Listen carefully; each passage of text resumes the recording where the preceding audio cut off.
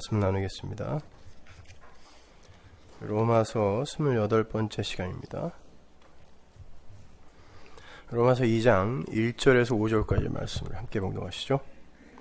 그러므로 남을 판단하는 사람아, 물론 누구든지 네가 핑계치 못할 것은 남을 판단하는 것으로 네가 너를 정죄함이니 판단하는 네가 같은 일을 행함이니라. 이런 일을 행하는 자에게 하나님의 판단이 진리대로 되는 줄 우리가 아노라. 이런 일을 행하는 자를 판단하고도 같은 일을 행하는 사람아, 네가 하나님의 판단을 피할 줄로 생각하느냐? 혹 네가 하나님의 인자하심이 너를 인도하여 회개케 하심을 알지 못하여 그의 인자하심과 용납하심과 길이 참으심의 풍성함을 멸시하느냐? 다만 네 고집과 회개치 아니한 마음을 따라 진노의 날 곧 하나님의 의로우신 판단이 나타나는 그날에 임할 진노를 내게 쌓는도다. 아멘. 우리 지난주까지 로마서 1장 마지막 부분을 공부하면서 정작 여기에 기록된 죄의 세목들은, 그 세목들의 주인은 예수 안 믿는 세상 사람들이 아니라 1차적으로 우리 자신이라는 것에 동의를 했습니다. 왜 예수를 믿는 우리 안에서도 세상 사람들과 똑같은 모양의 더러움과 추악함이 쏟아져 나오는가? 그건 하나님께서 어떤 목적을 가지고 우리 성도를 이 역사 속에 파라디도미 넘겨주셨기 때문에 그렇다고 그랬습니다. 그 목적은 다름 아닌 올바른 자아인식과 올바른 하나님 인식인 거라고 그랬죠.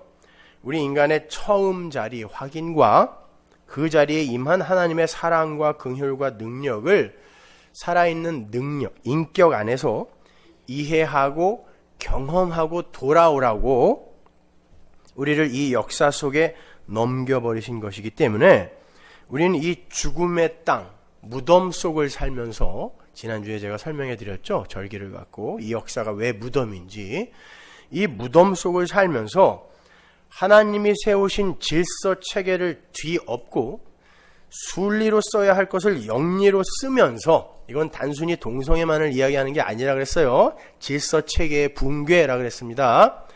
그렇게 우리가 순리로 써야 할 것을 영리로 쓰면서 모든 불의의 행사를 끊임없이 쏟아내면서도 자아 제어 능력 상실로 말미암아 사망으로 치닫고 있는 그런 우리의 실체를 자각하고 하나님의 은혜에 자신을 전적으로 맡기는 자로 완성이 되는 거라 그랬죠. 엄밀히 말하면 완성된 자가 내려와서 그 완성의 자리를 이해하고 완성의 자리로 올라가는 겁니다. 여기에서 완성되는 건 아니에요. 그런 면에서 우리 성도의 선악의 인식과 판단은 이 세상의 그것과는 좀 달라야 되겠죠. 원래 인간은 선악의 판단을 스스로 하면서 살도록 지어지지 않았어요. 선악 판단의 주체는 오직 한 분, 하나님이십니다. 그런데 인간들이 자기들 스스로 법과 윤리와 도덕 등을 만들어 놓고 그러한 것들을 기준으로 하여 선악을 판단하며 스스로 선악 판단의 주체자로 서버린 게 뭐라 그랬어요? 타락이잖아요.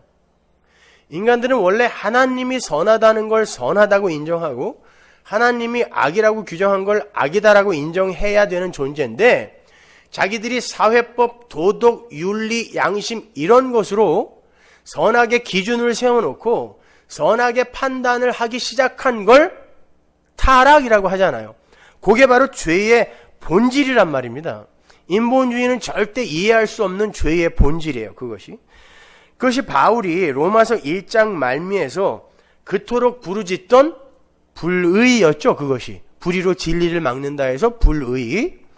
그러니까 지금 우리가 공부하고 있는 이 부분에서 바울이 이 세상에게, 특히 성경의 독자들인 성도들에게 경고하고 있는 것의 강세, 액센트는 여기에 나열된 죄의 그 세목들을 하나하나 단계적으로 쳐내야 훌륭한 그리스도인이다에 있는 게 아니라, 여태까지 그렇게 배우셨잖아요.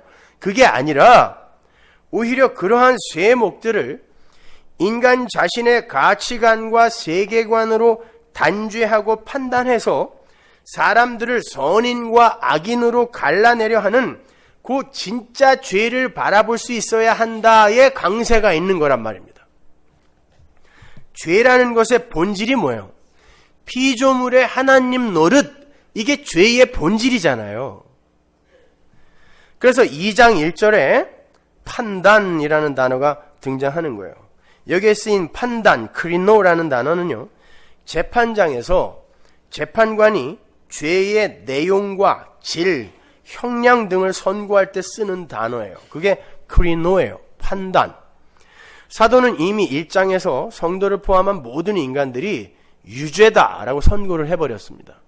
그리고 그 가운데 어떤 무리에게 거저 부어진 게 은혜라는 것과 그러한 은혜 안에 있는 자들이 구원을 받은 자들임을 분명하게 밝혀놓았잖아요. 의인은 믿음으로 말미암아 산다. 이게 로마서 전체의 대주제였잖아요. 17절에. 그게 무슨 뜻이라고 했어요? 믿음으로 말미암은 의만, 행위 아니고 다른 그 어떤 것도 아닌 믿음으로 말미암은 의를 전가받은 그만 의인이고 그 자만 산 자다가 의인은 믿음으로 말미암아 산다의 정확한 뜻이라고 그랬습니다. 믿음 외에 다른 그 어떤 행함으로도 하나님이 요구하시는 의가 만들어질 수 없다. 이것이 의인은 믿음으로만 산다라는 뜻이에요. 그 말은 그 어떤 인간도 하나님의 은혜 이외에 다른 방법으로 살아날 수 없음을 명시하는 거예요. 그러한 처지에 있는 것이 인간들이라면 그 누가 있어 다른 일을 자신의 선악 구조하에 심판을 내릴 수 있겠습니까? 모든 인간이 하나님의 은혜 그리고 하나님의 의를 전가받아 산 자가 되는 거라면 그 누가 있어 그 무엇으로 그 누구를 정죄하고 심판하겠냐고요. 그 이야기가 오늘 본문의 핵심이에요. 보면 1절부터 한번 차근차근 볼게요. 보죠. 그러므로 남을 판단하는 사람아 물론 누구든지 네가 핑계치 못할 것은 남을 판단하는 것으로 네가 너를 정죄함이니 판단하는 네가 같은 일을 행함이니라. 여기 그러므로라는 접속사가 나오는데 그러므로라는 접속사는 앞부분의 내용을 다 포괄하고 함의하는 내용이죠. 인과의 접속사니까. 따라서 그 그러므로를 좀 더 이해하기 쉽게 의역을 하면 1장에서 설명된 모든 것이 이러한 것이 모든 인간들이 처해진 상황이라면 다른 말로 의인은 믿음으로만 살게 되는 것이라면 정도로 풀 수 있겠죠. 의인은 믿음으로만 살게 되는 것이라면 이런 죄들을 다 쳐내서 안 지음으로 의인이 되는 게 아니라 의인은 믿음으로 하나님이 선물해 주신 그 의로만 사는 것이라면 그렇게 모든 인간이 하나님의 은혜로만 살아날 수 있는 그런 존재고 그러한 은혜에 의해 살아난 자들이 교회인데 너희 중 누가 함부로 다른 이의 선과 악을 판단하여 정죄를 하는 그런 심판관이 될 수 있겠느냐라는 거예요. 그러므로 학자들 사이에서는 이 부분의 내용이 유대인들을 겨냥한 것이다. 아니다. 이방인들을 겨냥한 것이다. 아직까지도 논쟁이 분분한데 그건 정말 쓸데없는 논쟁이에요. 소모적인 논쟁이죠. 사도는 이 편지를 교회에게 쓰고 있는 겁니다. 교회 이외에 다른 그 어떤 사람도 성경을 이해할 수 없어요. 성경의 독자는 교회밖에 없어요. 그러니까 성경은 교회에게 쓰여진 거란 말이에요. 그런데 교회가 자연인의 그 죄를 여전히 품고 있죠. 우리를 보면 알잖아요. 뭐가 개뿔이나 변했습니까? 우리가 똑같지. 그럼에도 교회는 자신들의 구별됨을 주장하고 자랑하기 위해서 교묘하게 자신들을 위장하는 법을 고안하고 획득하고 있는 게 바울에게 보인 거예요. 사도는 그들에게 편지를 쓴 겁니다. 그러니까 이 내용들은 죄에 빠져있는 자연인의 상태를 가리키는 것임과 동시에 여전히 그러한 자연인의 죄에다가 남을 판단하는 죄까지 짓고 있는 그 교회를 겨냥한 거예요. 교회 안에 들어있는 죄. 그러니까 세상은 이 말씀에 의해서 심판으로 들어가게 되는 거고 교회는 이 말씀을 듣고 하나님의 은혜를 더욱 굳게 붙들 수 있게 되는 거예요. 따라서 여러분은 이 이야기를 여러분 자신의 이야기로 들으셔야 되는 거예요. 성경에 있는 모든 내용은 다 나에게 하는 이야기예요. 야, 이스라엘 그 나쁜 놈들, 아이고 바리새인 그 놈들 어떻게 그럴 수가 있어? 아니요, 내가 바로 그 자리에 있는 자란 말입니다. 하나님은 죄들을 들어서 진짜 죄를 지적하시고 발라내시기 위해 우리 성도들을 죄의 생산 공장인 이 역사 속으로 넘겨버리신 거예요. 파라디도미. 따라서 성도는 이 역사 속에서 인간 존재의 처절한 의존성을 분명히 자각하고 인정하여, 인간은 원래 하나님 절대 의존적 존재로 지어졌잖아요. 근데 하나님이 떠나버리심으로 말미암아 인간들이 돈을 의존하며 살잖아요. 그게 이 세상이에요. 힘을 의존하여 사는데 그 힘의 대표가 돈이니까 하나님을 의존하여 살도록 지어진 존재가 지금 돈, 힘을 의존하여 살고 있는 게 이 세상이잖아요. 우리가 지금 이 세상 속에서 바로 그렇게 살고 있다니까요. 하나님 나라 백성임에도 불구하고 성도는 이 역사를 살면서 그렇게 인간이라는 존재의 처절한 의존성을 분명히 자각하고 인정을 해서 하나님 절대 의존의 삶으로 돌아가는 거예요.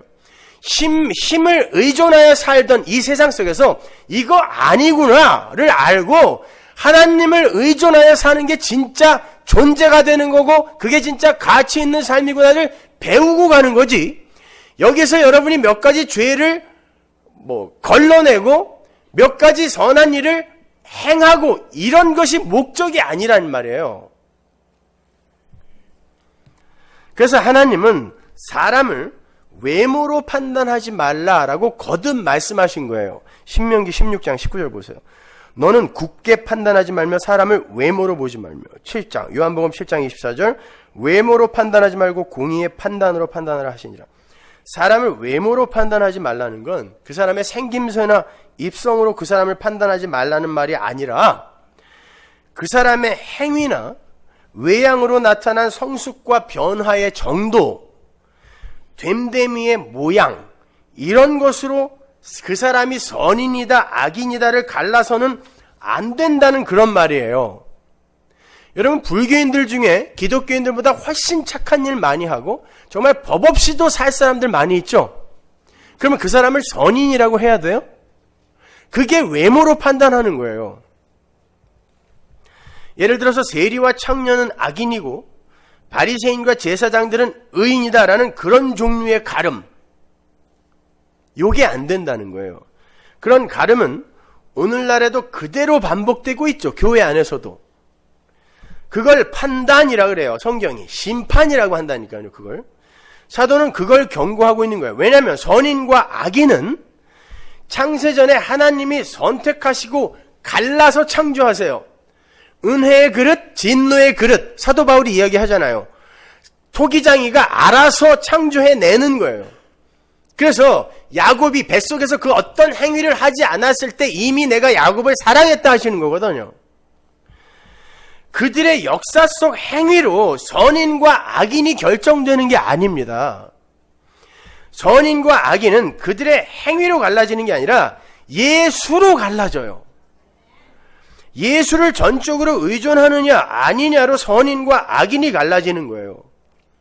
만약에 행위로 선인과 악인이 갈라진다면 가나안에 들어가서 어린 아기들까지 다 죽여라. 이건 하나님이 악을 시킨 거죠. 야, 넌 가서 나라 팔아먹어라. 사무엘에게 너 가서 거짓말해. 제사 지내러 왔다 그래. 뭐야, 거짓말 시켜. 다말에게 시아버지랑 자라고 시켜. 가나안 땅에 들어가서 이건 전쟁법상으로도 옳지 않은 거예요. 애기까지 죽여요. 근데 하나님이 시켰단 말이에요. 그러면 하나님이 악을 조성하신 건가요? 아니란 말입니다. 그런 것으로 선악을 판단하면 안 된다는 거예요. 그들의 행위가 얼마나 선하게 바뀌었느냐, 그들이 착한 일을 얼마나 많이 했느냐로 선인과 악인이 갈라지지 않아요. 믿음이에요. 믿음이 있는 자가 선인이란 말입니다. 예수를 믿고 자신에 대한 신뢰를 놓는 자가 구원받은 자고 선인이지, 자신의 행위에 가치를 부여하고 그러한 행위를 내어놓은 자기를 칭찬하고 자랑하는 그런 자가 구원받은 자 아니란 말입니다. 그런데 우리는 자기의 행위를 어떻게 해서든지 선한 행위, 착한 행위를 많이 내어놓고 그걸 다른 사람들에게 이제 인정받고 칭찬받는 일을 선하다라고 이야기한단 말이에요. 여러분은 국어사전의 정의로 성경을 이해하려고 하면 절대 안 돼요. 따라서 심판의 기준은 성도들의 성숙이나 변화가 아니라 예수가 되는 거예요. 오히려 우리가 저 사람은 정말 그리스도인으로서 말도 안 되는 삶을 살고 있다라는 외향으로 봤을 때 그런 삶을 사는 이가 속으로 이래서 나에게는 예수가 필요하구나. 예수님 저 좀 도와주세요 라고 하고 있다면 그 사람이 선인이란 말입니다. 근데 그 잘난 선한 행위 몇 개 해놓고 재산 좀 기부해놓고 구제 좀 해놓고 야 니들은 여태 그렇게밖에 못 사니? 나 좀 봐라 나 재산의 90%를 기부했다. 그리고도 이렇게 청렴하게 산단다. 이게 성도야. 요게 악인이라니까요.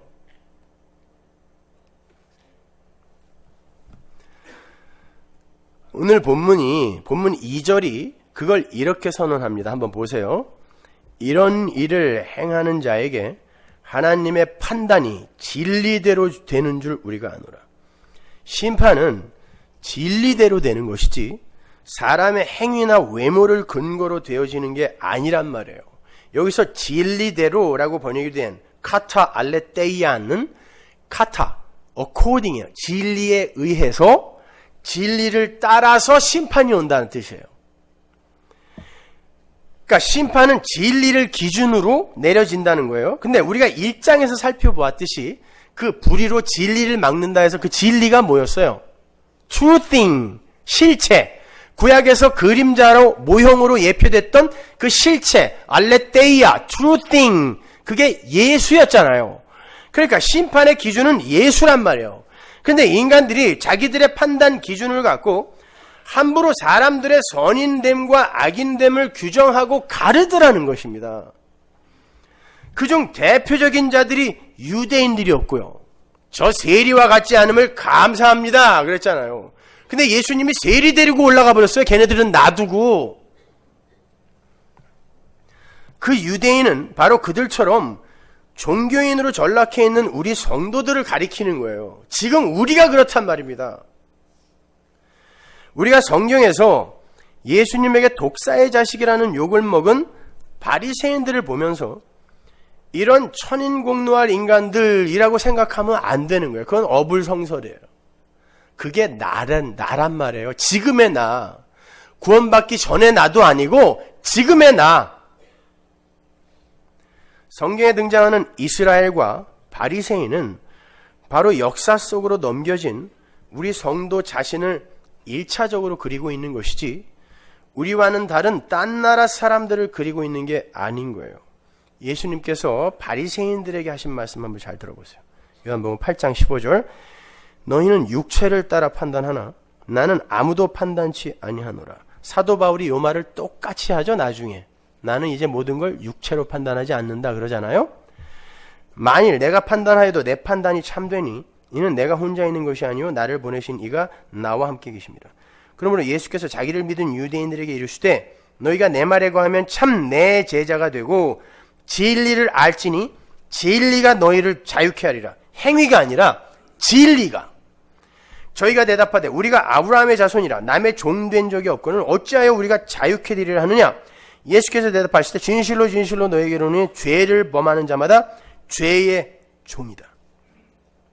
예수님께서 다른 사람들은 몰라도 자신들은 분명 하나님의 백성들이라는 자부심으로 살아가던 바리새인들을 가리켜 죄의 종이라 그래요. 그러자 바리새인들이 우리가 왜 죄의 종이냐? 우리가 어디에 갇혀 있었던 적이 없었다. 근데 왜 우리 보고 자유케 돼야 된다 그래? 그랬더니 주님이 바로 그게 죄다라고 이야기를 해요. 니들이 제사 지내고 율법 지키고 이게 문제가 아니라 그것으로 말미암아 그걸 가치로 끌어당겨서 나는 이런 거 했어라고 이야기하는 그게 죄다라고 이야기하면서 죄의 종이라는 말을 하신단 말입니다. 신자에게 주어지는 자유는 오직 진리에 의해서만 가능한데 너희들은 진리에다가 너희들의 행위를 지금 보태고 있지 않니? 그게 죄의 종이야 이야기하는 거예요. 나는 괜찮은 존재다. 그래서 남을 외모로 육체로 보이는 것으로 판단할 자격이 있는 자다. 이렇게 선악 판단의 주체로 서는 그 자체가 바로 죄란 말이에요. 그래서 주님께서 행위가 아닌 믿음으로 선인과 악인을 가르는 거란 말이에요. 인간의 행위는 하나님 앞에서 아무런 가치 발휘를 할 수 없는 것임을 분명히 하시는 거예요. 아니 바리새인보다 착하게 산 사람들이 어디 있어요? 그 사람들은 남의 집에 가서 밥을 먹을 때 혹시 그 사람이 11조 안 띄고 그걸로 안 띈 곡식으로 밥을 했을까봐 도시락을 싸가지고 다녔던 사람들이에요. 일에 2번씩 금식을 해서 그 돈으로 불쌍한 사람들을 도왔던 사람이란 말이에요. 그럼에도 그러한 행위와 사유에 큰 가치를 부여하고 그것들을 근거로 사람들을 이리저리 가르는 건 하나님의 자리를 타고 넘어온 마귀들의 행사다라고 하나님이 이야기하셨어요. 예수님이 그러잖아요. 니네 아비는 마귀다. 그 말은 니네는 마귀 새끼다라는 뜻이에요. 너희 아비는 마귀다라는 말이. 그래서 본문 1절 말미가 남을 판단하는 것으로 네가 너를 정죄한다로 끝나는 거예요. 남을 판단하는 그 행위 자체가 정확하게 스스로 자신을 죄 있는 자로 선고해버리는 거라는 거예요. 그것이. 야고보 사도도 똑같은 경고를 하죠. 야고보서 2장 1절. 내 형제들아 영광의 주 곧 우리 주 예수 그리스도를 믿는 믿음을 너희가 받았으니 사람을 외모로 취하지 말라. 사람을 외모로 취하는 것과 믿음을 대조하고 있어요. 9절. 만일 너희가 외모로 사람을 취하면 죄를 짓는 것이니 율법이 너희를 범죄자로 정하리라. 누구든지 온 율법을 지키다가 그 하나에 거치면 모두 범한 자가 되나니 긍휼을 행하지 아니하는 자에게는 긍휼 없는 심판이 있으리라. 긍휼은 심판을 이기고 자랑하느니라. 누구든지 온 율법을 다 지키다가 하나 어기면 다 어긴 게 되는 거예요. 그러면 이 세상 속에서 이 세상에서 율법을 하나라도 안 어길 수 있는 이가 있어요 없어요? 없어요. 그럼 모든 존재는 다 율법 어긴 자, 죄인이 되는 거죠. 모든 존재는 다. 그런데 너희들이 누구를 외모로 판단해? 이 말하는 거예요 지금 야고보가요. 다 똑같은 죄인이야. 99점이나 빵점이나 똑같이 빵점이다 그러는 거예요. 99점은 뭘 하나님이 99점 맞았다고 칭찬해 주거나 보상을 해주는 게 아니라 99점도 빵점, 빵점도 빵점, 100점을 요구한다는 거예요. 근데 100점 받을 인간은 이 세상에 하나도 없어요. Nobody. 이 의인은 없나니 하나도 없다 그러잖아요. 그러면 뭘 의지해야 되냐? 하나님의 긍휼, 하나님의 의를 붙들어라 이 이야기하는 거예요. 그 하나님의 의 붙들지 않으면 이 세상에서 100점 받을 인간 하나도 없어. 그러면 다 99점. 아무리 잘해도 공자, 노자 99점까지 올라왔다고 쳐주자. 그거 빵점이다 이야기하는 거예요. 예수만 붙들으라는 것입니다. 본문 3절을 보면 사도 바울의 경고가 더욱 엄중해져요. 로마서 2장 3절 보세요. 이런 일을 행하는 자를 판단하고도 같은 일을 행하는 사람아 네가 하나님의 판단을 피할 줄로 생각하느냐? 그렇게 눈에 보이는 인간들의 행실로 그 사람들의 선악을 판단하는 자들은 그들이 악하다고 심판을 해버린 자들과 똑같은 일을 행하는 것이다 라는 뜻이에요. 니들이 악하다고 저건 쳐 죽일 놈이라고 이야기하는 그 상태가 니들이 바로 그 사람과 똑같이 되는 상태란다. 요 이야기하는 거예요. 여기에서 죄라는 것의 정의가 조금 더 선명해지죠. 사도 바울이 1장 말미에서 나열한 죄의 세목들은 분명 죄의 증상들이 맞아요. 죄예요 그거요. 그러나 그 모든 죄의 증상들의 뿌리는 나라는 존재에 대한 가치 부여와 무한 신뢰에 있는 거예요. 인간은 인간 자신을 신뢰하면 안 돼요. 하나님 의존적 존재라니까요. 나라는 존재의 무용함과 무력함을 인정치 못하는 그 자체가 죄인 거고, 그 죄에서 죄의 증상들이 격발되어 터지는 거란 말이에요. 뭐 살인이고 도둑질이고 사기고, 이게 다 뭐예요? 나를 하나님 자리에 앉히기 위한 방법이요 도구들이잖아요. 그거 내가 하나님 자리에 앉아서 하나님 행세를 하고 우주의 중심이 되려고 하는 그걸 우상섬김이라고 하고, 그걸 죄라 그래요. 그게 죄의 핵심이며 뿌리예요. 근간이란 말입니다. 그러니까 이 역사 속에서 역사의 잣대로 악하다라고 선고를 받은 이들이나, 그들을 악하다고 선고를 한 사람들이나 모두 하나님의 심판 아래 있는 이들이 맞는 거예요. 그런데 그 중에서 예수의 공로와 은혜를 의지하며 전적인 자기 존재 의뢰의 삶, 존재 의뢰의 삶, 의존의 삶을 살게 되는 자들이 있으니, 점점 나에 대한 신뢰를 잃어가는 자들이 있으니 그들이 바로 성도인 거예요.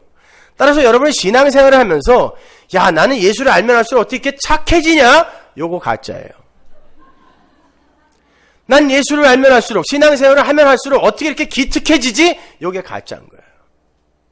여러분은 고민을 하셔야 돼요. 예수를 이렇게 오래 믿었는데 왜 여전히 이 모양이야? 한 5년, 10년 잘 참았는데 한 번 터지니까 옛날로 그냥 돌아가는구나. 이걸 알아야 되는 거예요. 본문 4절은 그러한 성도됨의 근거를 확실하게 밝히고 있어요. 로마서 2장 4절.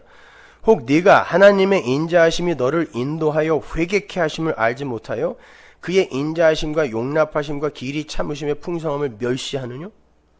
너 어떻게 성도 됐니? 묻는 거예요. 너 어떻게 성도 됐어? 네가 훌륭한 행위를 해서 그렇게 해서 구원을 얻은 거야? 너도 하나님의 인자하심에 의해 인도되어 회개의 자리로 간 거잖아. 묻잖아요, 지금 사도가. 하나님이 인도하여 회개케 하여 구원받은 거잖아. 그런데 네가 누구를, 어떤 행위를 갖고 누구를 선하다, 악하다, 가망 없다 등등의 판단을 하냐? 묻는 거예요. 그건 하나님의 은혜를 멸시하는 행위 아니니? 여기까지가 다 들어가 있는 거예요, 지금. 이 한 절에. 하나님의 인자하심과 용납하심과 그의 길이 참으심으로 네가 구원받은 건데, 네가 남을 판단하고 정죄하고 심판한다면 너는 지금 너를 그렇게 구원하신 하나님의 길이 참으심과 용납하심과 인자하심을 멸시하는 거잖아. 인정하지 않는 거잖아. 이런 뜻이란 말이에요. 그리고는 이어지는 5절에서 그렇게 계속 지 잘난 맛에 사는 자들은 절대 천국 못 간다라고 확인 도장 찍는 거예요. 5절 보세요. 다만 네 고집과 회개치 아니한 마음을 따라 진노의 날, 곧 하나님의 의로우신 판단이 나타나는 그날에 임할 진노를 네게 쌓는도다. 바꾸어 말하면 구원받은 성도는 끝까지 그렇게 인간의 가치와 자기 자신의 가능성을 근거로 사람을 판단하거나 정죄하는 자로 살 수 없도록 되어 있다는 말인 거예요. 그건 회개하지 않은 자들의 삶이라는 것입니다. 회개는 하나님의 인도하심이라는 그 기관차에, 하나님이라는 기관차에 끌려오는 인간 측에서의 수동적 반응인 거지, 기관차가 끌고 가는 거예요. 회개는요. 인간들이 생산해서 내놓을 수 있는 종류의 것이 아니란 말입니다. 그래서 마태복음에서 그 회개를 이야기하시면서 두라크마의 비유, 잃어버린 양의 비유, 탕자의 비유가 나오는 거예요. 그리고 거기에서 회개가 나오는 거예요. 주인이 찾아간 거잖아요. 양이 찾아온 게 아니라 두라크마를 주인이 찾아간 거잖아요. 근데 예수님이 그걸 회개라고 이야기한단 말입니다. 그러니까 회개는 우리가 생산해낼 수 있는 게 아니란 말이에요. 마찬가지로 그 회개는 믿음을 동반하게 되는데, 여러분이 아시다시피 성도의 믿음 또한 하나님의 믿음에 의해 주도되는 거지 성도 안에서 생산되는 게 아니잖아요. 그래서 히브리 기자가 예수님을 믿음의 주요 온전케 하시는 이라고 이야기하죠. 그 말은 믿음의 주가 뭐예요? 믿음의 시작이요 주인이란 뜻이에요. 그러니까 믿음의 시작도 예수, 끝도 예수란 뜻이에요. 온전케 하시는 이가 예수니까. 그러니까 믿음의 처음과 끝은 다 예수란 말이에요. 그렇다면 회개도 그렇고 믿음도 그렇게 그 어떤 것도 성도에게서 출발된 게 없는 거잖아요. 그런데 그렇게 구원을 얻은 자들이 누구를 가리켜 선하다, 악하다 판단하고 정죄를 한단 말입니까? 그가 그 상태에서 지금 회개의 자리로 하나님께 끌려가고 있는 중인지 어떻게 아냐고요. 가늠하다 잡힌 그 여자 거기서 돌에 맞아 꼭 죽었어야 됐습니까? 예수님은 그 여자 하나 건졌어요. 거기서요. 근데 우리는 저마다 돌을 들어 그 여자를 치려고 하는 거죠. 왜? 내 안에 그 여자가 한 그 행위에 대한 욕구가 들어있기 때문에 그 여자를 돌로 쳐 죽임으로 말미암아 나를 위장하는 겁니다. 그래서 예수님이 물어본 거예요. 이 중에 저 여자가 한 저 짓 하기 싫은 사람 손들어! 다 도망간 거예요. 니들 중에 죄 없는 자 돌 들어서 쳐라! 그 말은 니들 중에 저 여자가 한 저 짓 하기 싫은 놈 손들어봐! 그랬더니 다 도망간 거예요. 그게 프로젝션, 투사한 겁니다.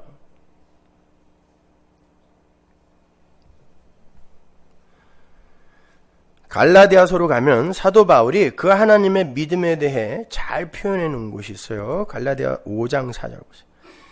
율법 안에서 의롭다 함을 얻으려 하는 너희는 그리스도에게서 끊어지고 은혜에서 떨어진 자로다.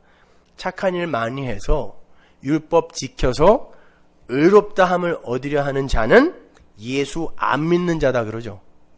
예수 안 믿는 자다 그래요. 우리가 성령으로 믿음을 쫓아 의의 소망을 기다리노니 믿음을 쫓은 의를 기다리는 거예요. 그리스도 예수 안에서는 할례나 무할례가 효력이 없되 사랑으로서 역사하는 믿음뿐이냐. 그리스도 예수 앞에서는 할례나 무할례 뭐예요? 율법 지킴과 율법 안 지킴 이런 행위가 전혀 무가치하다는 거예요. 예수의 은혜 앞에서는. 그러면 어떻게 산 자가 되는가? 이게 6절 말미에 나오는 거죠. 피스티스 디 아가페스 엔네르 구메네. 이게 뭐냐면 사랑으로서 역사하는 믿음이라고 개역성경이 번역을 했지만 by love예요. 사랑에 의해 하나님의 사랑에 의하여 믿음이라는 게 격발이 되는데 그 믿음이 일을 하여 그가 구원받는 거란 뜻이에요. 근데 여기에서요 이 헬라어 원어를 보면 믿음, 피스티스가 주어예요. 하나님의 사랑에 의해 믿음이라는 게 나오는데 그 믿음이 너희들 안에서 일을 함으로 말미암아 너희들이 구원받는 거야. 이 뜻은 그 믿음이 바로 하나님의 믿음이란 뜻이에요. 갈라디아서 5장 6절의 믿음은 하나님의 믿음이라는 거예요. 그래서 믿음이 주어인 거예요. 요한일서 1장 9절 보세요. 만일 우리가 우리 죄를 자백하면 저는 누구? 하나님 미쁘시고 이 단어가 피스티스예요. 저는 믿음이 있으셔서 이런 뜻이에요. 하나님이 하나님의 믿음 갖고 아빠는 너 믿어? 뭘 믿어요? 하나님 나라에 데리고 가서 너 내 아들 만들 거야. 아빠는 네가 그렇게 될 걸 믿어. 이게 아버지의 믿음이에요. 근데 그 아버지는 한 번 약속한 걸 실패할 수 없는 전지전능한 아버지이기 때문에 아버지의 믿음이 그를 데리고 가는 거예요. 하나님 나라로 묵시 속으로 미쁘시고 의로우사 우리 죄를 사하시며 모든 불의에서 우리를 깨끗게 하실 것이요. 뭐가? 하나님의 믿음이 피스티스가요. 그러니까 여기에서 우리가 죄를 자백하면 죄사함의 조건이 아니라 하나님이 죄를 사하기로 그리하여 하나님 나라에서 아들 삼아 살기로 한 그런 사람들은 하나님 저 죄인이 많네요. 저 죄인 중에 괴수 많네요. 라는 자백을 하게 된다라는 그런 뜻이란 말이에요. 그러니까 이 역사라는 건 하나님의 신실하심, 즉 하나님의 믿음을, 그 신실하다라는 단어가 믿음이에요. 하나님의 믿음을 가시적으로 보여주는 장이지 하나님이 어떤 믿음으로 당신의 백성들을 하나님 나라로 끌고 가는가 하나님의 영광과 능력과 그분의 믿음을 보여주는 장이지 성도들의 믿음의 경영장이 아니란 말이에요. 근데 여기서 누구는 믿음 있는 자, 믿음 없는 자, 믿음이 작은 자, 많은 자 믿음은 한 믿음이라며. 뭘 믿음이 작고 많고 이게 어디서 나온 얘기예요 도대체가. 그걸 자기들끼리 선악구조 안에서 판단을 하여 사람들을 마구 정죄하잖아요. 저런 믿음 없는 인간. 아유 저 사람 믿음은 참 훌륭해. 이렇게 우리가 뭔데 우리가 정죄하고 판단하냐고요.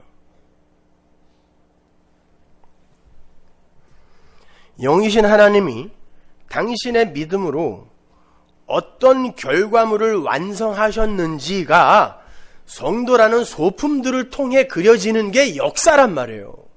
역사의 주인공을 인간이라고 생각하시면 안 돼요. 그게 인본주의예요. 여러분이 어려서 공부할 때 휴머니즘 이게 좋은 거라고 배웠기 때문에 그걸 신앙생활에서도 꼭 붙들고 있는 거예요. 영이신 하나님이 육을 가진 인간들에게 가시적으로 설명되기 위해선 보임이라는 특징을 가진 역사가 필요해서 이 역사를 잠깐 창조해 놓으신 거예요. 그게 태초예요. 레시트, 시간의 시작에 공간이 창조되는 거예요. 잠깐. 그리고는 다시 영혼에게 먹히는 거란 말입니다. 역사 자체의 무궁한 발전과 번영을 위해서 보이지 않는 하나님이 도구가 되는 게 기독교가 아니에요.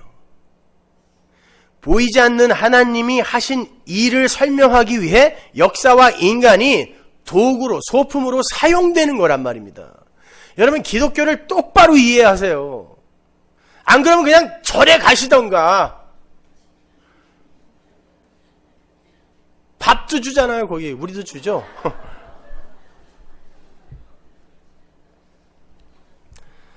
제발 인간들을 주인공 삼아서 하나님을 역사의 소품으로 만들지 마세요. 하나님의 이름이 불리는 곳에서 하나님이 만홀히 여김을 당하는 거예요 지금. 다시 한번 말씀드리지만 하나님은 당신의 백성들에게 하나님 자신을 계시하시기 위해서 이 역사를 만드시고 마귀의 자식들까지도 만드셔서 거대한 무대 세트를 만들어 놓은 거예요. 트루먼 쇼 보셨죠? 거기에서 짐 캐리가 사는 모든 세상이 다 무대였잖아요. 교양 수준이 맞아야 무슨 얘기를 하지. 트루먼 쇼에 나오잖아요. 카메라가 수백 개가 쫓아다니면서 찍는 거예요. 이게 무대 세트장이란 말이에요. 이 역사가. 요한일서 3장 10절 보세요. 이러므로 하나님의 자녀들과 마귀의 자녀들이 나타나느니. 보세요. 하나님의 자녀들과 마귀의 자녀들이 분명히 있어요. 갈라져 있죠. 이건 창세기 3장 15절이 지금 실현이 되는 거죠. 뱀의 후손들과 여인의 후손들이 거기서 갈라지잖아요. 가인같이 하지 말라. 저는 악한 자에게 속하여 그 아우를 죽였으니 어찐 연고로 죽였느뇨. 자기의 행위는 악하고 그 아우의 행위는 의로움이니라. 여러분 마귀의 자식들은 마귀가 낳은 건가요? 마귀가 창조한 거예요? 마귀는 피조물입니다. 피조물은 창조에 관여할 수 없어요. 그럼 마귀의 자식을 누가 만들었다는 거예요? 어떤 목적을 갖고 하나님이 만드신 거예요. 지옥은 누가 만들었어요? 하나님이 만드신 거예요. 지옥의 주인은 마귀 아니에요. 하나님입니다. 근데 거기에 성령의 불이 떨어지면 성령과 친한 자들은 그걸 성령의 불로 받고 희락의 나라로 들어가는 거고, 성령, 하나님, 내가 왕인데 왜 하나님이 왕 되려고 해요? 그들에게 성령의 불이 떨어졌을 때 거기가 지옥인 거예요. 왜 요한이 이 마귀의 자녀들 이야기를 하면서 가인의 이야기로 끌고 가는 줄 아세요? 여러분, 가인이 아벨을 때려 죽였을 때 하나님이 가인을 거기서 그냥 죽여버리면 가인의 후예들이 완전 차단되죠. 근데 하나님이 가인을 살리셨어요. 죽이지 마. 보호했다고요. 왜? 가인의 후예들을 세상에 편만하게 퍼뜨리기 위해서예요. 그래야 그 가인의 후예들이 꽉 찬 곳에서 하나님의 백성들이 하나님의 아들의 도움으로 살아나는 게 뭔지가 드러날 거 아닙니까? 그래서 가인 죽이면 안 돼! 라고 보호하신 거예요. 그래서 마귀의 자녀들 이야기를 하면서 가인 이야기를 끌고 들어오는 거란 말입니다. 하나님이 두셨다는 것입니다.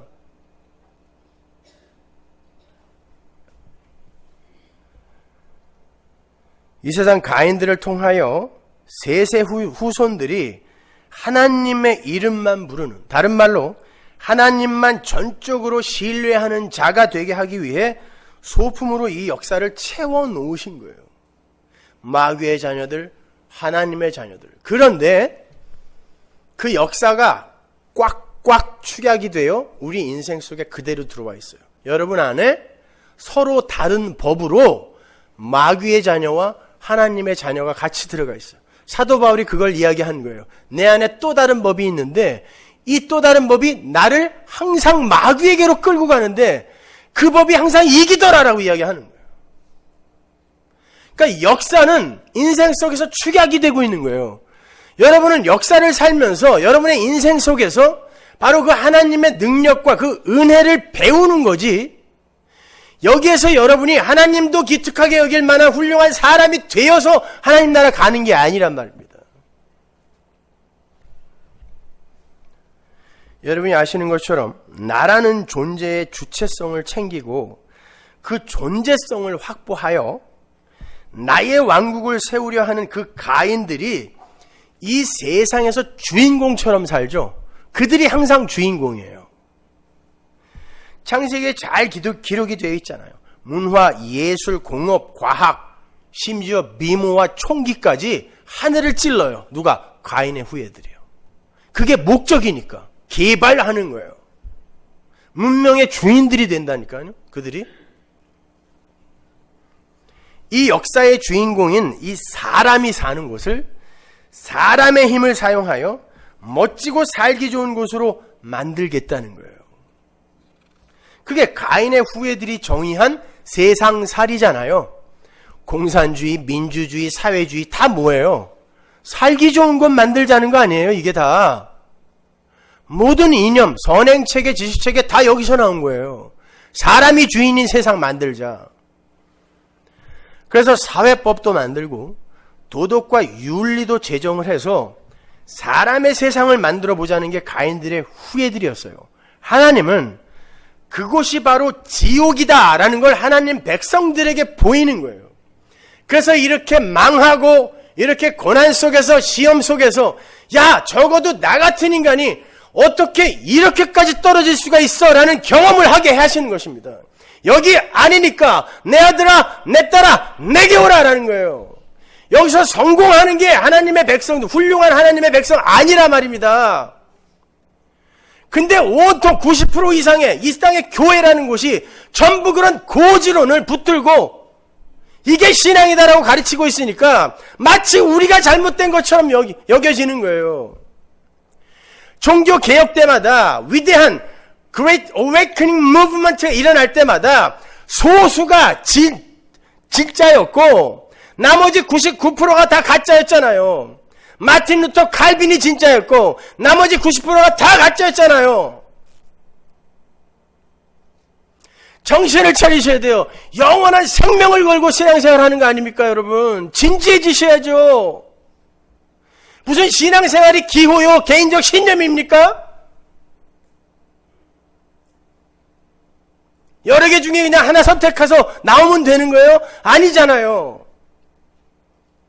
영원한 생명이 달린 거잖아요. 그러면 생각을 하셔야죠. 도대체 불교와 이슬람과 힌두교와 우리가 다른 게 뭐냐?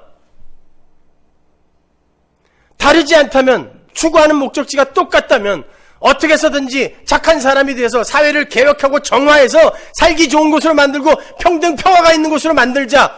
이게 기독교의 목적지라면, 그게 건강한 교회, 건전한 교회라면서요. 그게 목적지라면 다른 종교와 뭐가 달리냐고요, 우리가. 근데 왜 생각들을 안 하냐고요.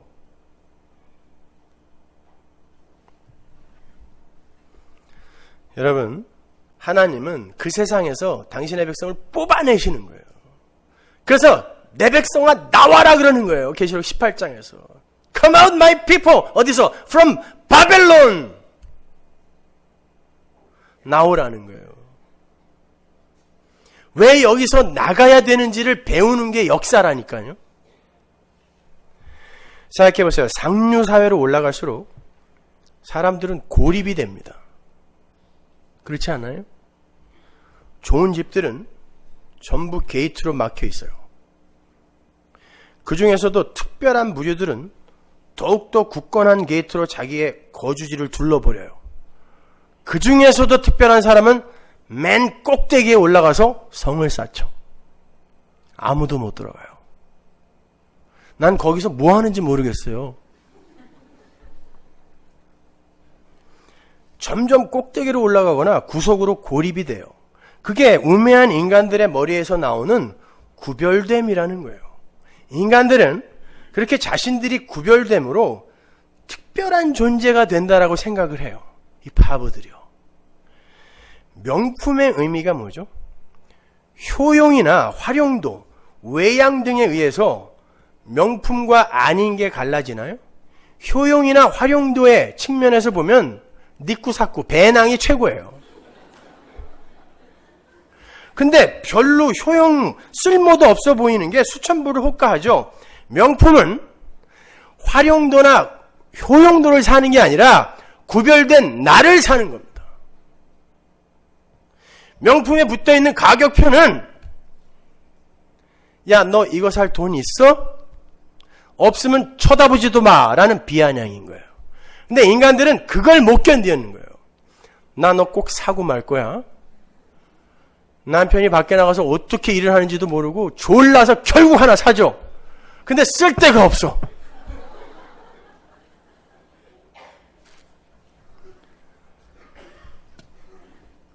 마치 누구나 해병이 될 수 있다면 나는 해병이 되지 않았을 것이다 라는 그런 정신을 명품 사는데 함께 쓰는 거예요. 누구나 명품을 들 수 있다면 나는 이걸 고르지 않았을 것이다.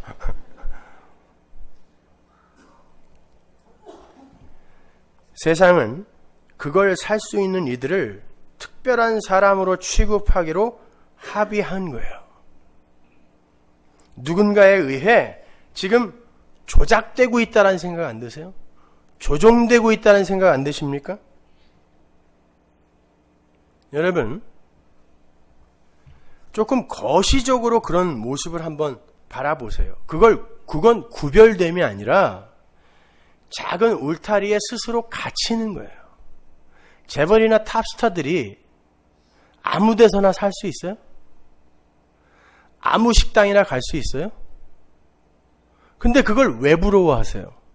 그걸 특별한 사람들의 권력 누림이라고 사람들이 착각하기 때문에 그래요. 아무데나 포장마차 가서 소주 한잔 하고 막걸리집에서 닭똥집 먹고 하는 여러분이 행복한 거예요. 그걸 자유라고 하는 겁니다. 사람은 꼭대기로 올라가면 올라갈수록 갇히게 돼 있어요. 결국 맨 꼭대기에 올라가면 맨 위에서 혼자 갇히는 거예요. 그렇게 갇히는 것, 땅에 갇히는 걸 땅지, 감옥, 옥, 지옥이라고 하는 거예요. 인간들 모두가 자기만을 위해서, 나의 왕됨을 위해서 그렇게 꼭대기로 올라가 사랑의 관계에서 점점 고립돼요. 사람들과 어떻게 관계를 해요? 파파라치 조심해야 돼.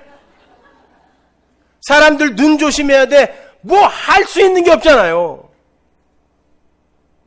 나는 뭐 신비주의 뭐 이런 걸로 자기들을 감추는 연예인들 보면 너무 불쌍해요. 어딜 다닐 수가 있어, 나갈 수가 있어, 집구석에 처박혀서. 아니에요. 그거는 성도가 추구하는 바가 아니란 말입니다. 성도는 그게 지옥이구나를 보고 거기서 빠져나가는 거예요. 그게 이 역사의 목적이며 의미라는 것입니다.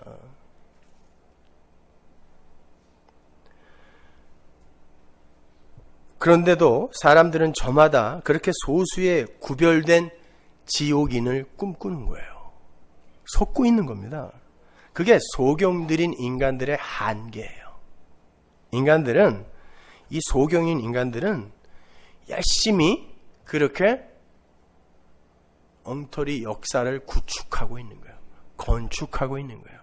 그래서 예수님이 모든 인간들, 그렇게 인간이 중심이 된 세계를 원하고 추구하는 인간들을 건축자라고 부르는 거예요. 건축자. 마태복음 21장에 포도원 농부의 비유에 나오는 그 건축자라는 그 단어가요, 헬라어 원어로 보면 건축의 전문가란 뜻이에요. 근데 건축의 전문가가 머릿돌 하나를 못 알아봐요. 히브리 사람들에게 있어서 이 머릿돌은 건축의 핵이에요. 여기서부터 벽돌이 쌓아지기 시작하는 거거든요. 근데 건축자가 자기들은 건축의 전문가라고 하면서 뭘 짓긴 짓는데 진짜 머릿돌을 자꾸 포도원 밖으로 내다 버리고 있는 거예요. 그럼 그들이 지은 그 건축물은 어떻게 된단 말이에요? 바람이 나고 창수가 나면 반드시 부서진다는 뜻이에요. 이게 역사의 실체란 말입니다. 그럼에도 이거는 굳건할 거라고 믿고 있는 거예요. 이 인간들이요. 성도는 그 실체를 보는 거예요. 아니야, 이건 탈 거야. 이건 부수어질 거야. 이걸 보는 게 성도란 말이에요. 여러분, 왜 그 포도원 농부들이 주인이 보낸 종들을 때려 죽였죠? 니네 열매 좀 내놔봐. 그랬더니 다 때려 죽였잖아요. 오는 족족. 나중에 아들까지 죽였습니다. 예수님은 그 비유에서 분명히 그 포도원이 주인이 세준 거라고 기록하고 있어요. 세줬다. 히브리 사람들에게 있어서 세줬다라는 건 고용의 의미예요. 우리처럼 전세 얻어서 다 우리가 관리하고 나머지 소득의 일부를 바치는 게 아니라 히브리 사람들에게 있어서 세라는 건 고용이란 말이에요. 그러면 1차적으로 그 포도원에서 나오는 소출은 다 주인 거예요. 세를 얻었다라는 건 주인이 그에게 이걸 세주지 않았으면 그는 죽는다는 뜻이에요. 그러면 그들이 이 포도원에서 농사를 지면서 먼저 알아야 할 건 우리 주인이 이거 우리에게 세주지 않았으면 우리는 굶어 죽을 뻔한 자구나. 요거를 알아먹어야 되거든요. 그런데 인간들이 이 역사 속에 던져지게 되면 희한하게 그걸 잊어요. 하나님이 이 역사를 세주고 너희들은 여기에서 내가 주인인 걸 알고 내가 너희들에게 뭔가를 요구할 수 있는 주인이라는 걸 깨닫고 오라고 세를 줬더니 이 역사의 주인이 자기인 줄 착각하고 그리고 여기에서 자기들이 내어놓는 모든 걸 내 거라고 인정하는 거예요. 내 거. 내가 하는 착한 삶, 내가 하는 선한 일, 우리가 쌓아놓은 문명, 이게 다 인간 거라고 생각하는 거예요. 그러니까 주인이 와서 야 내놔 그랬더니 안 주는 거예요. 바리새인들에게 준 비유란 말이에요. 이게 바리새인들이 뭘 갖고 예수님에게 따졌죠? 우리의 행위가 우리 안에서 나왔으니까 우리 거 아니냐. 제사 잘 지냈고 나 착하게 살았고 율법 잘 지켰는데 왜 너 자꾸 나한테 뱀새끼라 그래? 그랬더니 예수님이 이 이야기를 하신 거예요. 너는 역사를 세받아 사는 자인데 네 게 어딨니? 근데 그걸 네 거라고 한다면 내가 그거 네 거 아니다라고 내 아들까지 보내면 너는 아들도 분명히 죽일 거 아니냐 이 이야기 하는 거예요. 그래서 인간이 주인이 되고 싶어하는 이 세상이 예수를 죽여버린 것입니다.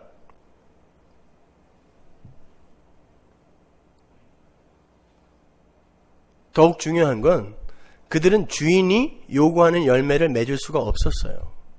주인이 요구한 열매는 이 포도원은 주인이 세준 것이므로 나는 주인의 은혜 그 앞에 가무하며 그 주인의 은혜를 찬송하는 자가 찬송을 합니다라는 요 열매였거든요.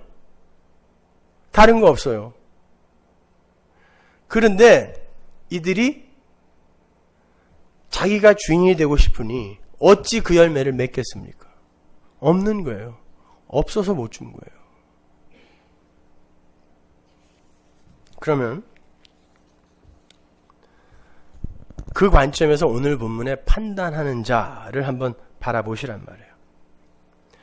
하나님은 너희들은 은혜가 아니면 존재도 될 수 없다라는 걸 가르쳐주기 위해서 그들을 역사 속 포도원으로 넘기셨는데 그렇게 넘겨진 자들이 이 역사 속에서 자기들이 만들어낸 포도 열매를 갖고 그걸 자기 것으로 취하여 그거 없는 이들을 아이고 아직도 저렇게 살아?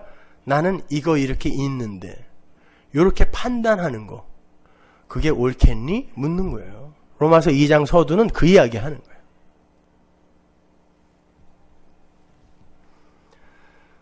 그러니까 그러한 자기 부인이 아니라 자아 실현의 삶을 사는 것 그 자체가 판단이며 죄인 거예요. 거기에는 반드시 진노가 떨어진다라는 거예요. 그런데 그렇게 이게 내 거다. 그러므로 말미암아 남을 판단하는 게 결국 어떤 일을 저질렀다고요? 아들을 죽였죠. 근데 우리가 지금 교회에서 여전히 그런 일을 행하고 있다라는 건, 사람의 외양을 보고 선과 악을 지금 가르고 있다라는 건 우리는 매 순간 예수를 죽이고 있는 거죠. 맞아요? 예수는 2000년 전에 이스라엘 안에서 우리가 죽인 게 아니라 그 이후로부터 계속 우리 손에 죽고 있는 거예요. 지금도.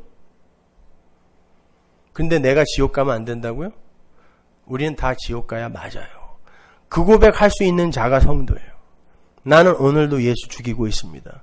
그런데 이게 웬 은혜입니까? 라고 두 손 두 발 번쩍 드는 걸 성도라고 하는 거예요. 그래서 본문 5절이 그들을 가리켜서 진노의 날, 곧 하나님의 의로우신 판단이 나타나는 그날에 이 말 진노를 쌓는 것이라고 선언을 해버리는 거예요. 선고를 해버리는 거예요. 그게 진짜 하나님의 진노를 받을 일이다, 이렇게요. 지금 우리가 공부하고 있는 게 불의로 진리를 막아서 하늘로부터 내려오는 진노를 받게 되는 자들에 관한 것이잖아요. 그 이야기하는 거예요. 그런데 외모로 남을 판단하는 자들을 가리켜서 하나님의 진노를 쌓는 자들이라고 이야기한단 말이에요. 그러니까 하나님의 은혜 앞에서 자기의 무력함과 불가능함을 인정하지 않는 것 그 자체가 불의로 진리를 막는 거고, 그것이 죄의 본질이다를 이야기하는 거란 말이에요. 여러분이 여태까지 배우신 것처럼 이러한 죄들은 다 하나하나 잘라내어 결국 순결하고 깨끗한 자가 되는 게 하나님이 우리에게 요구하시는 것이다. 그게 아니란 말입니다. 되지도 않으면서 쇼 좀 하지 마세요. 뭐가 된다 그래요? 전부 남들이 되는 것처럼 이렇게 연극들 하니까 마치 벌거벗은 임금님처럼 나도 그렇게 이야기 안 하면은 마치 신앙 없는 사람 될까봐 나도 하고 있다라고 연극들 하고 앉아있는 거죠. 숨어서 쏘지 마시고 불쌍하게 말이죠. 그래요. 들키지 마세요. 여러분, 구원이라는 건 저마다 나라는 주인공을 무대 위로 올려서 스팟라이트를 받고 싶어하는 이들이 모여 사는 곳에서 하나님의 은혜만을 찬송하는 이 바보들이 사는 곳으로 옮겨가는 거예요. 건너가는 거예요. 그걸 구원이라 그래요. 그래서 그러한 하나님 나라에서는 나라는 존재를 기준으로 해서 선과 악, 좋고 나쁨을 가리는 일이 일어나서는 안 되는 거예요. 다시 한번 말씀드립니다. 성도는 이 역사를 굳이 통과하지 않아도 천국에 들어가는데 아무런 지장이 없는 창세전 언약 자손들이에요. 하나님은 영원 속에서 여러분을 택하셨기 때문에 여러분이 이 역사 통과하지 않아도 하나님 나라에 들어가요. 그런데 이 역사를 통과해야 하는 이유는 역사에 드러난 하나님의 영광과 능력을 올바로 직시하고 하나님의 영광과 능력과 은혜를 찬송하는 자가 되기 위함이란 말입니다. 여러분이 훌륭한 사람이 되어서 하나님으로부터 찬송받는 자가 되는 게 아니라 하나님이 여러분에게 하신 일, 여러분 같은 죄인 중에 괴수에게 하신 일을 찬송하는 거, 이게 역사의 존재의 의미라니까요. 거기에 율법이 동원되는 거잖아요. 율법이 언제 주어졌어요? 이스라엘이 애굽에서 나와서 홍해 건넌 이후에 주어졌잖아요. 그래서 그 율법 안 지키면 어떻게 돼요? 다시 애굽으로 밀어넣나요? 홍해로 막 넣었다가? 아니요. 광야에서 죽여요. 1세대 죽고 2세대가 은혜로 들어가는 거예요. 그 말은 구원받은 자는 율법을 통하여 우리가 죽은 흙 맞구나 배우고 역사 속에서 죽고 은혜로 새 생명이 되어 하나님 나라 들어간다는 뜻이에요. 율법 못 지킨다고 신앙 없는 사람 아닙니다. 조금 착하게 못 산다고, 여전히 성질 더럽다고? 악인 아니란 말이에요. 왜 웃으세요? 자기들이 지은 죄가 있어서 그렇죠? 어? 모여서 우리 목사 성질 더럽다고 이렇게 얘기들 한다며요. 다 죽었어 아주 이제.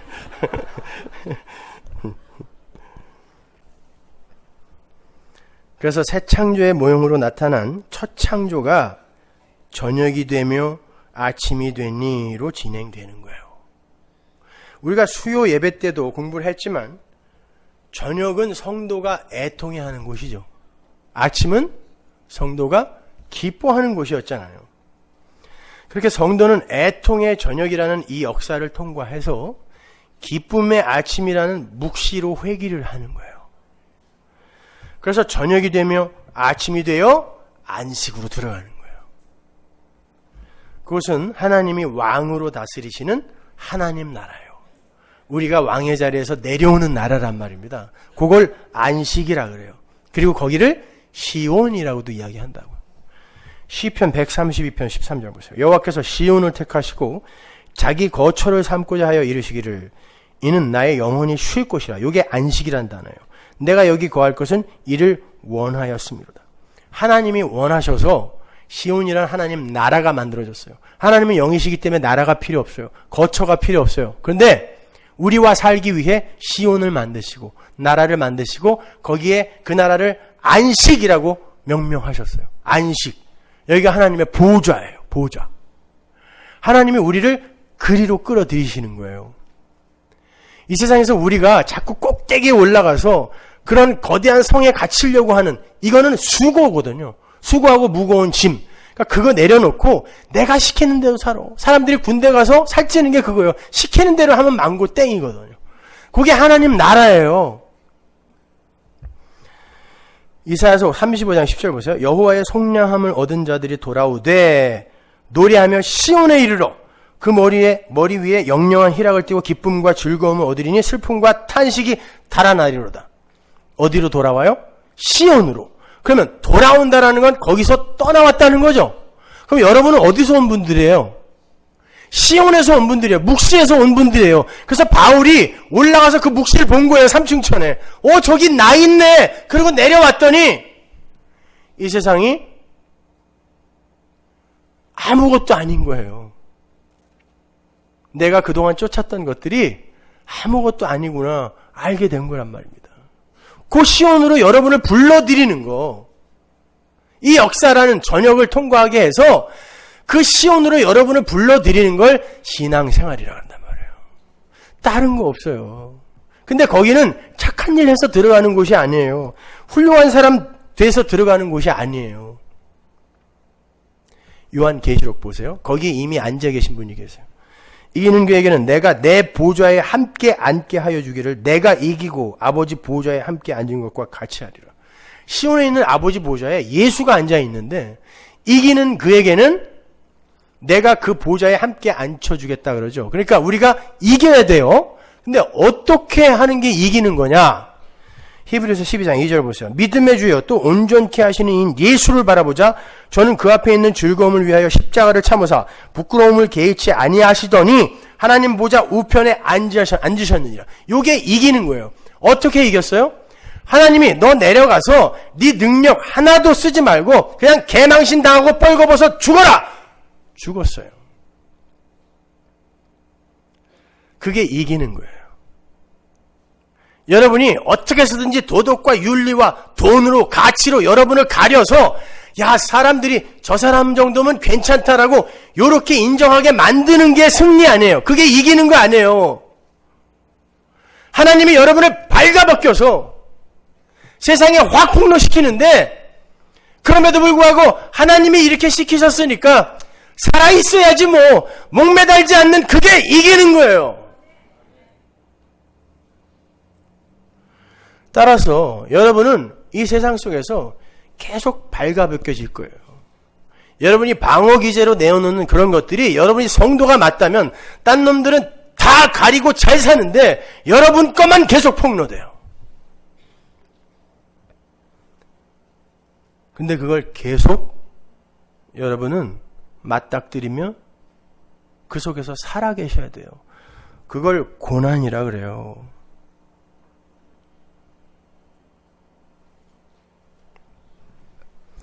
세상은 자꾸 자신의 부끄러움을 가리는데 열을 올려요. 세상의 힘으로, 가치로, 명예로, 도덕으로, 윤리로, 착한 일로 자신의 진짜 내면 인격을 위장하는 거죠. 심지어 남을 지탄하고 욕하고 정죄하는 것으로 나는 안 그래를 챙겨가는 게 인간이라고요. 근데 그렇게 지탄하고 정죄하는 그 사람 안에 그게 들어있는 거라 그랬죠? 그게 투사라 그랬습니다. 인간들은 그래요. 그렇게 악하다고요. 근데 무슨 변화가 있을 거라고 기대를 하세요? 어떤 변화가? 제 제자가 자기 블로그에 이런 글을 썼어요. 그렇게 인간들의 부끄러움을, 그 자신의 내면적 실체를 도덕이나 윤리나 그 밖의 것으로, 그 어떤 것으로라도 이렇게 가려서 야, 저 사람 참 괜찮은 사람이네, 요렇게. 아니, 하나님은 죄인으로 이 역사 속에 파라디돔이 넘겼다고 하는데, 그래서 이 속에서 하나님의 은혜가 아니면 우리는 큰일 나겠구나 배우고 오라고 역사 속에 죄인으로 넘겼는데, 그걸 극구 아니라고 도덕과 윤리, 힘, 가치 이런 걸로 끊임없이 가리는 게 이 인생의 목적이라면, 무화과나무 이파리 치마와 동물 가죽 치마가 뭐가 다르냐는 거예요. 아주 청출어람이 청어람이죠. 그 스승의 그 제자. 명쾌하죠? 왜? 그게 진짜 목적이라면 하나님이 굳이 그들이 만들어 입은 그 나무 이파리 치마를 왜 찢어 발기고 왜 짐승의 가죽으로 치마를 다시 해 입히냐고요. 그들이 가릴 때를 잘못 가려서 그들은 얼굴을 가렸나요? 아니요. 부끄러움을 가렸어요. 그런데 자기 힘으로 가렸단 말입니다. 근데 하나님이 정확히 그 자리에 그걸 찢어 발긴 다음에 짐승의 옷으로 다시 갈아입혔다고요. 만약에 가리는 게 목적이라면 바람 잘 통하는 나무 이파리 치마가 훨씬 낫죠. 짐승 가지고 땀띠나 나지 뭐가 유익하냐고요. 그게 목적이 아니라는 거예요. 역사와 인생의 목적은 그게 아니란 것입니다, 여러분. 하나님은 하나님이 벗겨놓은 걸 자기들의 선악 구조에 의해서 이건 부끄러운 거야 라고 지들이 판단을 하여 그걸 가리는 짓을 하는 그 죄를 찢는 거예요. 그 판단을 찢는 거라니까요. 그렇게 인간의 죄는 하나님 앞에서 인간 자신이 자신의 존재성과 주체성을 스스로 챙겨 가지려 하는 걸 말하는 거예요. 인간은 하나님의 은혜, 즉 예수의 가죽으로 비로소 존재가 되는 그러한 피조물임을 가죽 옷이라는 소품이 설명해 주는 거예요. 그래서 하나님이 짐승 잡아서 가죽 다듬어 치마 만드시는 거예요. 내가 한다는 거예요. 하나님이 준비하신 의, 로마서 3장 21절. 예수의 가죽, 예수의 의. 그거 아니면 다 죽는다는 뜻이에요. 가리는 게 능사 아니에요. 교회에서 잘난 척하지 마세요. 저 아닌 거 다 알거든요. 속을 뻔히 꿰뚫어 보고 있는데 착한 척 좀 하지 마세요. 그렇다고 본성대로 막 살란 뜻은 아니에요. 쇼들 하지 마시고 그냥 자기 있는 그대로 사람들에게 내놓으세요. 나 이런 사람인데 댁도 이렇게 힘듭니까? 이게 교제지. 전부 가면을 그냥 큼지막한 거 하나씩 쓰고 와가지고 너무 다 홀리홀리야. 여기는요. 다 너무 착해. 부부관계도 어쩌면 이렇게 좋아. 다 나가면서 싸우는 거 알아요. 연극하지 마세요. 도덕이든 윤리든 무엇이든 이용해서 착해지고 순결해지는 게 능사가 아니라 하나님의 은혜를 아는 게 중요해요. 그러다 보면 내 자아가 부인이 되고 거기서 진짜 내 안에서 행하시는 예수의 착함, 예수의 선이 밖으로 터져 나오는 거예요. 그 전에 먼저 내가 사람들에게 인정받고 하나님에게 인정받으리라. 주먹 불끈 쥐지 마세요. 하나님의 은혜가 덮일 때 인간은 비로소 사한 자가 된다는 걸 아는 것, 그게 구원인 거예요. 그런데 그러한 여정에 있는 자들이 누구를 무엇으로 심판하고 정죄하고 판단한단 말입니까? 요즘 제 친구들이나 아끼던 후배들이 속속 가요계나 예능계에 복귀를 하는데 나와서 얘기하는 것들 보면 저는 알거든요. 친하게 지냈으니까. 가면을 정말 큼지막한 거 하나씩 쓰고 나와서 불쌍한 척, 착한 척 많이들 하는데 사람들이 그걸 보고 막 울어요. 그리고 존경해줘요. 그걸 옆에서 한 발 멀찍이 서서 보면서 이게 인간들의 세상이구나. 속고 속이고 속고 속이면서 그렇게 사람은 괜찮은 거겠거니 이러고 사는 게 인생인 거구나. 그런 생각이 들더라고요. 여러분 사람 참 우습지 않아요? 알면 알수록 참 존경하고 그렇게 의지했던 사람 그 실체가 드러나면 사람 참 우습지 않습니까? 사람 참 우습다. 가사 하나 써야 되겠네. 우스워요. 사람. 하나님의 은혜가 가입될 때 존재되는 거예요. 사람 되는 거예요. 거기서 가치가 발생하는 거예요. 성경을 잘 보면 하나님의 백성들은 이미 결정이 되어서 이 땅에 차례대로 내려왔다가 그냥 다시 올라가고 있다는 걸 잘 알 수 있어요. 누가복음 3장으로 가보세요. 23절.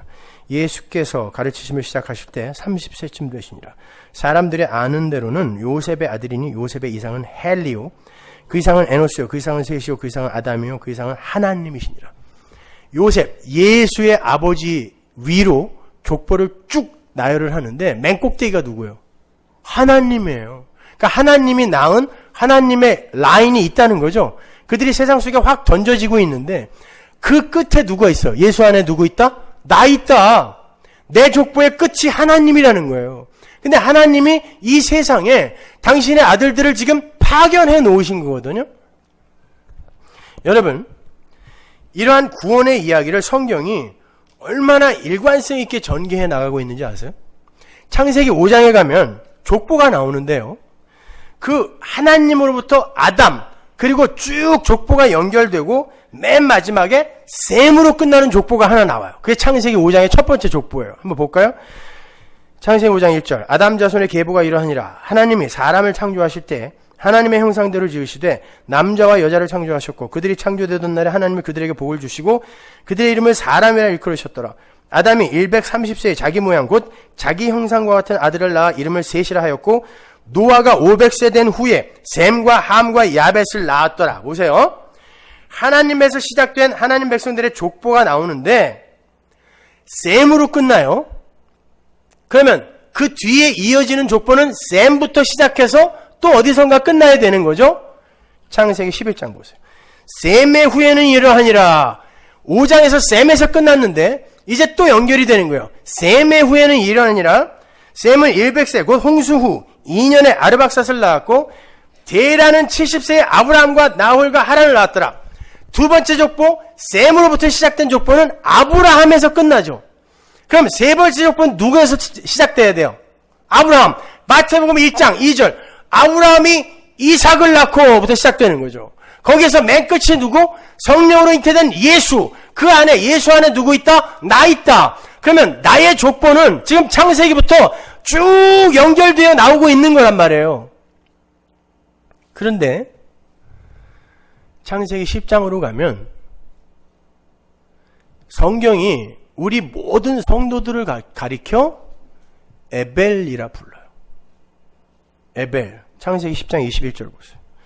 셈은 에벨 온 자손의 조상이요 야벳의 형이라. 그에게도 자녀가 출생하였으니 셈의 아들은 엘람과 아스르와 아르박삿과 룻과 아람이요 아람의 아들은 우스와 훌과 게델과 마스며 아르박삿은 셀라를 낳고 셀라는 에벨을 낳았으며. 아브라함으로 끝나는, 아브라함은 믿음의 조상이니까 우리의 조상이죠. 그래서 마태복음 1장이 우리 족보가 되는 거란 말이에요. 자, 아브라함으로 끝나는 족보의 맨 앞에 셈을 부연하는데, 아브라함 자손의 조상이라고도 안 하고, 그냥 셈의 아들 아르박삿의 조상이라고도 안 그러고, 셈의 증손자인 에벨 온 자손의 조상이라 그래요. 왜 그럴까요? 에벨 온 자손의 조상. 아브라함을 대표로 하는 믿음 백성 전체가 지금 에벨이라고 이야기를 하는 거예요. 그래서 셈을 에벨 온 자손의 조상이라고 하는 거란 말이에요. 왜 성경이 우리를 에벨이라 부를까요? 에벨이라는 단어는 히브리라는 말이에요. 창세기 14장에 가면 하나님이 아브라함을 히브리 사람이라고 부르죠. 그때 히브리 민족이 있었어요, 없었어요? 없었어요. 아브라함이 시작인데 무슨 민족이 있어요. 근데 히브리 사람이라 그래요. 에벨 그래요. 이브루 이야기한다고. 그게 에벨 민족이라는 뜻이란 말이에요. 그리고 출애굽기에 보면 이스라엘 백성들을 굳이 히브리라고 불러요. 히브리 산의 아이. 히브리 이렇게. 그게 에벨이에요. 그 단어는 건너가다, 건넌 자들 이런 뜻이거든요. 건넌 자들. 여러분, 이 에벨, 히브리가 살던 그때가 언제인지 아세요? 바벨탑 사건이 일어났던 그때예요. 조금 아까 읽었죠. 노아가 셈을 몇 살에 낳았어요? 500살. 그리고 100년 있다가 홍수가 터진 거예요. 그리고 홍수 후 2년에 아르박삿이 셈이 아들을 낳은 거거든요. 그리고 노아는 홍수 후에도 350년을 더 살았어요. 그리고 아르박삿이 30년 후에 셀라를 낳고, 셀라가 30살에 벨렉을 낳아요. 그리고 그 에벨의 아들 벨렉 때 바벨탑 사건이 일어나는 거예요. 창세기 10장을 보면 셈부터 시작해서 벨렉에서 족보가 일단 한번 딱 끝나고, 그때 방언과 나라가 갈렸다, 나뉘었다라고 이야기한 다음에 바벨탑 사건 나오고 다시 족보가 이어져요. 창세기 10장 25절 보세요. 에벨은 두 아들을 낳고 하나의 이름을 벨렉이라 하였으니 그때의 세상이 나뉘었으며 이들은 셈의 자손이라 그 족속과 방언과 지방과 나라대로였더라. 이들은 노아 자손의 족속들이여 그 세계와 나라대로라. 홍수 후에 이들에게서 땅의 열국 백성이 나뉘었더라. 벨렉 때 세상이 나뉘었다고 하는데 여기 쓰인 단어가 파라그예요. 3절에 나뉘었다가 같은 단어예요. 그리고 그 파라그와 같은 의미의 단어인 푸츠라는 단어가 11장에 나오는데 바벨탑 사건에서 나와요. 한번 볼까요? 창세기 11장 9절. 그러므로 그 이름을 바벨이라 하니 이는 여호와께서 거기서 온 땅의 언어를 혼잡히 하셨습니다. 여호와께서 거기서 그들을 온 지면에 흩으셨더라. 여기서 온 지면에 흩으셨다가 푸츠예요. 그러니까 벨렉 때에 바벨탑 사건이 일어난 거고, 그 사건으로 방언이 갈리고 그로 말미암아 나라가 나누어져 형성이 된 거죠. 말이 갈렸으니까. 그렇다면 바벨탑 사건이 일어난 건 넉넉 잡아 노아의 홍수 사건이 일어난 이후 100년 안팎의 일이에요. 그렇죠? 그러면 그때 노아, 셈, 에벨 다 살아 있었던 거예요. 여러분, 말이 된다고 생각하세요? 전 세계 모든 기식하는 게 홍수로 다 빠져 죽었어요. 그 시체 냄새 빠지는데 몇 년 걸렸을 거예요. 그런데 노아, 셈, 에벨이 바벨탑의 현장에 같이 있는 것입니다. 그 사람들 욕하지 마세요. 여러분들 구원받았다고 하면서 예배당에 앉아서 여전히 바벨탑 쌓는 거랑 뭐가 달라요? 우리에게 하는 거예요. 그래서 하나님이 노아에게 무지개 언약을 주실 때, 야, 너에게 홍수 심판 줬더니 네가 이제 정신 차렸구나. 이제 다시는 내가 홍수로 사람 멸하지 않을게. 이렇게 안 하고, 사람이 나면서부터 악해서 이제 다시는 이런 홍수 같은 걸로 너희들 경고하고 그러지 않을 거야. 내가 다른 방법 쓸 거야. 이게 십자가잖아요. 그래서 rain, bow, 하나님이 화를 맞아 죽는 십자가가 준비되는 거란 말입니다. 비로 만들어진, 저주의 비로 만들어진 활에 하나님이 맞아 죽는 십자가 사건이에요. 보세요. 그렇게 엄청난 일을 겪어도 인간들은 여전히 바벨탑을 쌓아요. 바벨탑은 시날 평지에 있던 몇 사람이 쌓은 게 아니라 그때 당시에 모든 민족의 현실을 모형적으로 보여주는 거예요. 전 세계가 곰방 요렇게 바벨탑을 쌓더라를 보여주는 거예요. 사사기 공부할 때 배웠잖아요. 그렇게 하나님이 도와주고 경계하고 경고하는데 금방 그들이 하나님 앞에서 패역하잖아요. 계속 인류의 역사는 계속 그렇게 돌아가요. 종교개혁 일어나면 뭐예요? 또다시 옛날로 돌아갔잖아요. 지금요. 아닙니까? 그때 면죄부 팔았다고 욕들 하는데 지금 여러분 복 받으려고 헌금하는 사람 없어요? 똑같은 거 아닙니까? 뭐가 달라요? 인간들은 자기 나라는 우상을 섬기는 데에 혈안이 되어 있는 존재들이에요. 그 어떤 것으로도 경고가 안 돼요. 그래서 우리는 예수의 십자가만을 붙들어야 돼요. 그래서 그 바벨론에서 당신의 백성 에벨, 히브리 건넌 자들을 건져내는 거예요. 어디로? 강 저편에서 강 이편으로. 그건 제 이야기가 아니야. 여호수아 24장으로 가고 있어요. 2절 여호수아가 모든 백성에게 이르되 이스라엘 하나님 여호와의 말씀에 옛적에 너희 조상들 곧 아브라함의 아비 나홀의 아비 데라가 강 저편에 거하여 다른 신들을 섬겼으나 누가? 데라를 포함한 아브라함의 조상들이 라는 뜻이죠.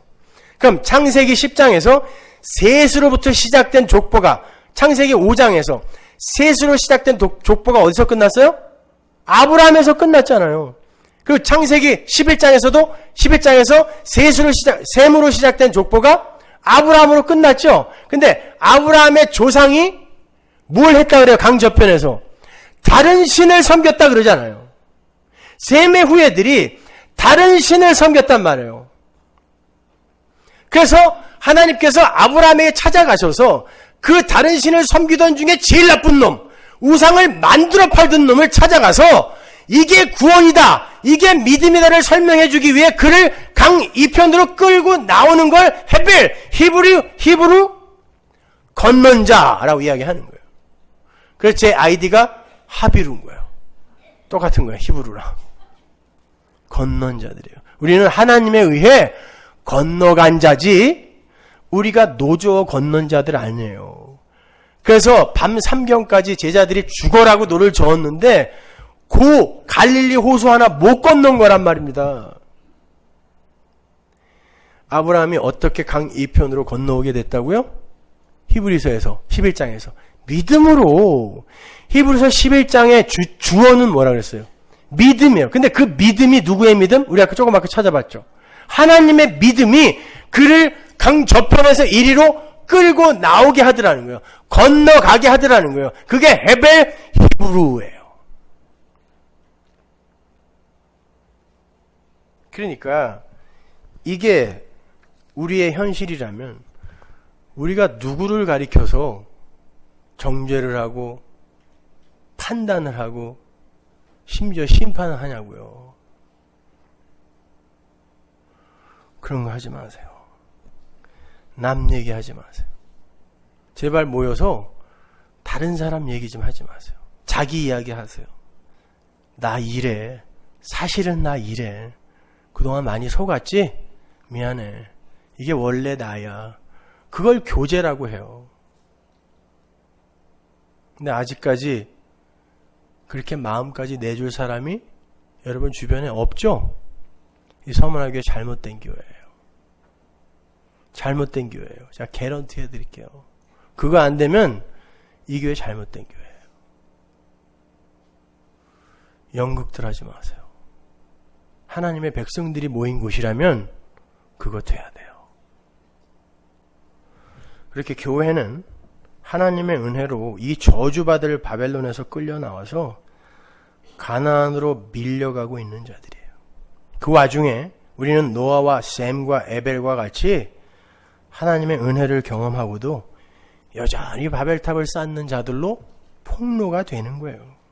그럼에도 하나님은 기필코 당신의 백성들을 그 저주의 바벨론에서 건져내셔서 가나안으로 건너가게 만들어 내시는 분이에요. 거기에서 누구의 영광만 찬송되겠어요? 하나님의 능력과 영광만 찬송되는 거예요. 하나님이 주인 맞습니다. 당신이 주요 그리스도 맞습니다. 이거 인정하고 가는 거예요. 착하게 살지 말라는 거 아니에요. 그게 되면 저절로 이 세상 것들에 대한 욕심이 조금씩 줄어들게 되는 거고, 나에 대한 신뢰가 떨어지게 되고, 나의 우상 만들기, 거기에 대한 분투와 노력이 좀 줄어들면서 진짜 선함과 착함이 향기로 풍기는 거예요. 사람들이 제 몸에서 좋은 냄새가 난다고 그러는데 그거 절대 향수 냄새 아니에요. 제발 좀 오해하지 마세요. 그리스도인의 향기를 그렇게 곡해하거나 폄하하지 마세요. 농담이에요. 하여튼 그런 향기가 분명히 나오게 돼 있어요. 우리에게서. 우리는 그저 하나님 제가 죄인 중에 괴수 맞습니다. 그러니 하나님 좀 도와주세요 하고 면목 없이 하나님의 은혜를 붙들면 되는 거예요. 왜 예수를 믿고도 이렇게 변화가 더딘가 걱정 많으셨죠? 예, 그거 거룩한 걱정 맞아요. 우리 안에서 성령이 말할 수 없는 탄식으로 소원을 두고 행하게 하시기 때문에 그건 성령의 탄식 소리라고 생각하시면 돼요. 그러나 그러한 탄식 속에서 절망으로 가는 게 아니라 하나님 그래서 내게 예수가 필요합니다라고 예수의 은혜를 꼭 붙드시고, 하나님 저는 지금 하나님이 지옥 보내도 아무 할 말 없는 자 맞습니다. 이 고백을 하는 자들이 돼야 돼요. 그러기 위해선 쪽팔린 여러분의 실체가 여러분에게 자주 들켜질 텐데 그거 딴 걸로 가리려고 하지 마시고 그때마다 예수 앞에서 부르짖으십시오. 기도하겠습니다. 하나님 은혜를 감사합니다. 아버지 하나님, 인간에게서 뭐 선한 게 나올 수 있겠습니까? 우리 안에서 혹 선한 게 나온다면 그거 우리 안에 계신 예수가 하시는 것입니다. 그거 인정할 수 있는 우리 서문화 교회 될 수 있게 하여 주옵소서. 예수님 이름으로 기도합니다. 아멘.